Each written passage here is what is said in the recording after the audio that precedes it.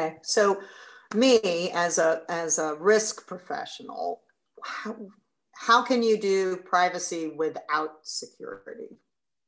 Oh, they definitely still have to be hand in hand. So here, these aren't the only rights. These are the rights that you can exercise, but still all of the regulations still have built in saying you also have a responsibility to be protecting this data from disclosure, protecting it from mishandling and deletion.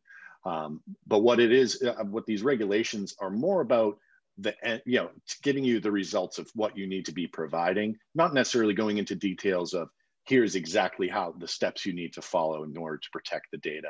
So it's less prescriptive, like a PCI compliance, where they're telling you you need to have this vulnerability policy, this antivirus policy.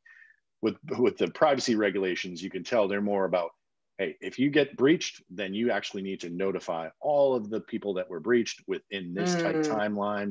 So it's more telling you what you need to, your reactions, what you need to provide, not necessarily how you need to do it.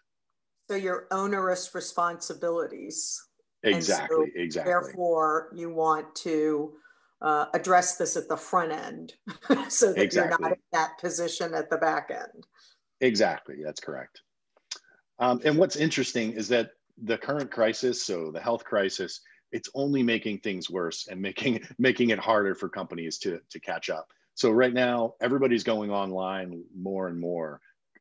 More businesses are going online that have never had a web presence or never had a big e-commerce presence. So all of them, they're collecting a lot more data than they ever have. They have fewer budgets and resources, because they're, and I can assure you, nobody's doing unnecessary risk assessments and privacy assessments right now. So all it is they're getting further and further behind and going into this privacy debt, and they're going to have to eventually address this over time. That's a really good point that I hadn't thought about, and I'm a huge proponent of going more virtual, for medical services, because it's better than not getting it. Exactly. And I think we'll be going back, to a certain degree. Yeah, that's exactly right. And so figuring this out, starting now, I think is really critical for all of us. Exactly. So that's really why, and what really makes it important is that, even if a business wants to be a good steward of that data, it's really difficult to do those things, to have that privacy lens on every file and database on your network, because that data is just going to be everywhere. Even if you're set up properly, you have different billing systems, marketing systems, that data on all of your consumers is going to spread. It has to, in order to transact these days.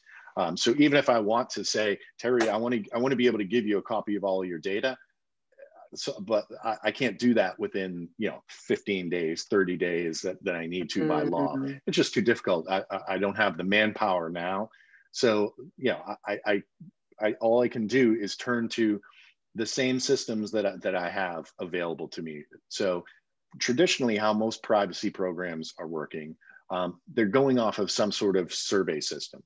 So they're saying, hey, I need to survey all of my business owners, all of my application owners. I'll send you a spreadsheet, and you tell me what types of data do you have in your systems? Do you have customer data? Does this have employee data? Things like that. That's just the way that most organizations have to handle it. Or if they're a little bit more advanced, say if they're financial, hey, I already have a DLP system.